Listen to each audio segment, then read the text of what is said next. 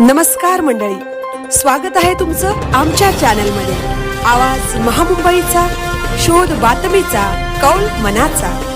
चला तर मग आमचे चॅनल लाईक करा, शेअर करा आणि सबस्क्राइब करा। धन्यवाद। नागलोली धरण की भ्रष्टाचाराचे स्मारक, मनसे मैदानात इतर नेते गायब। श्रीवर्धन तालुक्यातून एक मोठी आणि खळबळजनक बातमी समोर येत आहे। ज्या नागलोली साठवण धरणासाठी कोट्यवधी रुपयांचा निधी मंजुरी झाला, तो निधी नेमका गेला कुठे? कंत्राटदार आणि अधिकाऱ्यांच्या मिलीभगतमुळे नागलोलीकरांच्या नशिबी केवळ उन्हाळ्याच्या झळा आणि पाण्यासाठी वणवण उरली आहे। पण आता या गंभीर प्रश्नावर महाराष्ट्र नवनिर्माण सेना थेट मैदानात उतरली आहे। नागलोली साठवण धरणाच्या रखडलेल्या कामावरून सध्या संपूर्ण श्रीवर्धन तालुक्यात राजकीय आणि सामाजिक वातावरण चांगलेच तापलेले आहे। मंगळवारी कोकण न्यूज या व्हॉट्सअप ग्रुपवर या ज्वलंत प्रश्नावर जोरदार चर्चा रंगली। या चर्चेत राष्ट्रवादीचे युवक तालुकाध्यक्ष सिद्धेश तोडणकर यांनी बुधवारी प्रत्यक्ष धरणावर जाऊन पाहणी करण्याची मोठी उत्सुकता दाखवली होती। मात्र नेहमीप्रमाणेच ऐनवेळी वैयक्तिक कामाचे कारण पुढे करत त्यांनी या दौऱ्याकडे पाठ फिरवली। त्यामुळेच आता सवाल उपस्थित होतोय की नेत्यांची ही केवळ कागदी आणि सोशल मीडियापुरती मर्यादित असलेली उत्सुकता नागलोलीकरांची तहान कशी भागवणार?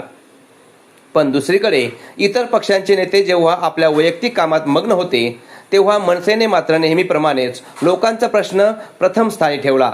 मनसेचे सक्रिय कार्यकर्ते सुमितजी अंकुश सावंत यांनी केवळ इच्छाच व्यक्त केली नाही, तर थेट मनसे श्रीवर्धन तालुकाध्यक्ष मृदासभाई काशीनाथ तोंडलेकर साहेब यांना सोबत घेऊन थेट नागलोली गाव गाठलं।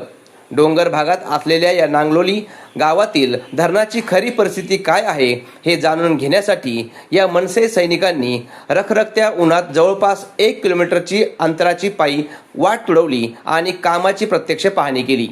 कोट्यवधी रुपये खर्च करूनही धरणाचं काम कोणत्या प्रगतीपथावर आहे आणि प्रशासनाने जनतेची कशी फसवणूक केली आहे याची खरी जिवंत वस्तुस्थिती आता केवळ सुमित सावंत आणि तालुकाध्यक्ष मृदासभाई तोंडलेकर हेच समोर आणू शकतील। कारण एसी गाड्यांमधून फिरणाऱ्या किंवा सोशल मीडियावर केवळ गप्पा मारणाऱ्यांना डोंगर भागातील या गावकऱ्यांचे दुःख कधीच समजणार नाही, हे या धडक पाहणी दौऱ्याने सिद्ध केले आहे।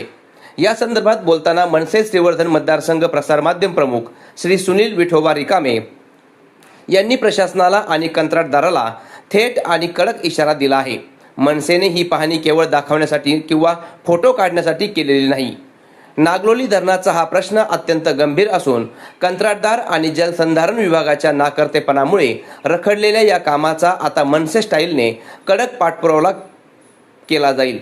जर प्रशासनाने आणि संबंधित विभागाने त्वरित सुधारित आराखड्याला मंजुरी देऊन काम युद्ध पातळीवर सुरू केले नाही, तर मनसे आपल्या अधिक आक्रमक भूमिकेत थेट रस्त्यावर उतरेल।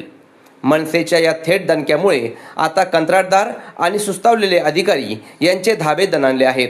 आता तरी हे झोपलेलं प्रशासन जागे होणार का आणि नागलोलीकरांना पाणी मिळणार का, याकडे संपूर्ण श्रीवर्धन तालुक्याचे लक्ष लागले आहे। या संपूर्ण प्रकरणावर तुम्हाला काय वाटते? आम्हाला खाली कमेंट करून नक्की सांगा। श्रीवर्धन आणि कोकणातील अशाच धडक आणि रोखठोक बातम्यांसाठी आमच्या चॅनलला लाईक, शेअर आणि सबस्क्राईब करा। धन्यवाद। आवाज महामुंबईचा चॅनलसाठी संदेश घोलप, श्रीवर्धन।